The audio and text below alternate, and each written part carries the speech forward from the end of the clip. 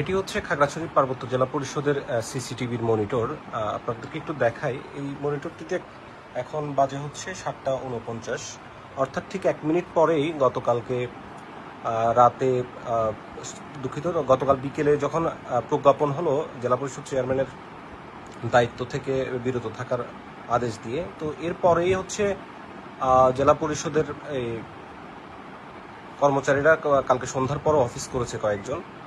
এরপর ঠিক 7:50 এই সিসিটিভি মনিটরে দেখা যায় যে 7:50 জেলা পরিষদের সকল সিসিটিভি ক্যামেরাগুলো অফ করা হয়।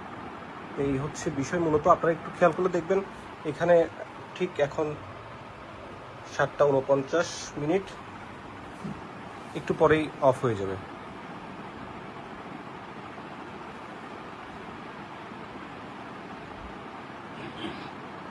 লক্ষ্য করুন, সবগুলো সিসি ক্যামেরা অফ করা হচ্ছে।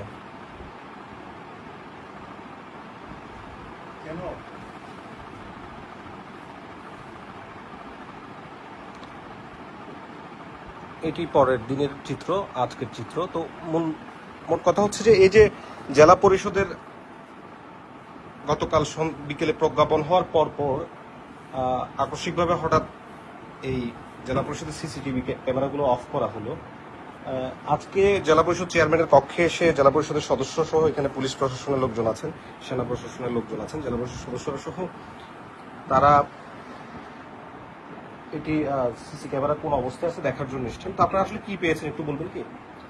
আচ্ছা, আমরা এখন থেকে প্রায় ঘন্টাখানেক আগে আমরা প্রায় 8-10 জন এই রুমে প্রবেশ করি প্রথমেই আমরা দেখতে পাই যে সিসি ক্যামেরাটি বন্ধ আছে, অর্থাৎ কেউ প্লাগ যেখানে আছে ওখানে সুইচটা বন্ধ করে দিয়েছে।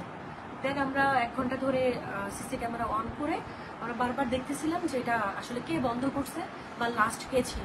আমরা হয়তো আইডেন্টিফাই করতে পারবো, এখনো চলতেছে যে লাস্ট কে ছিল বা কে এটা অফ করছে বা কে অফ করতে পারে। আপনারা তো দেখলেন ভিডিওতে, বাকিটা পরে জানা যাবে। আচ্ছা, আপনাদের কাছে কি রহস্যজনক মনে হচ্ছে না যে হঠাৎ করে জেলা পরিষদের চেয়ারম্যানের কার্যবলী থেকে তাকে বিরত থাকার নির্দেশ দিয়ে প্রজ্ঞাপন জারির কিছুক্ষণ পরেই সিসিটিভি ক্যামেরাগুলো অফ করা হলো? এটি কি উদ্দেশ্য প্রণোদিত বা অন্য কোনো রহস্যজনক কারণ থাকতে পারে বলে কি মনে করেন? এটি অবশ্যই রহস্যজনকভাবে বন্ধ করা হয়েছে, কারণ সরকারি অফিসে সারাক্ষণ সিসি ক্যামেরা চলবে, এটা নিরাপত্তার স্বার্থে।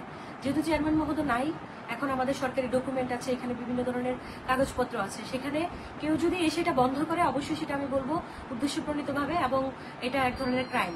আর এই ক্রাইমের সাথে কে বা কারা জড়িত আছে সেটা বের করা এখন আমাদের প্রশাসনের দায়িত্ব আমি মনে করি।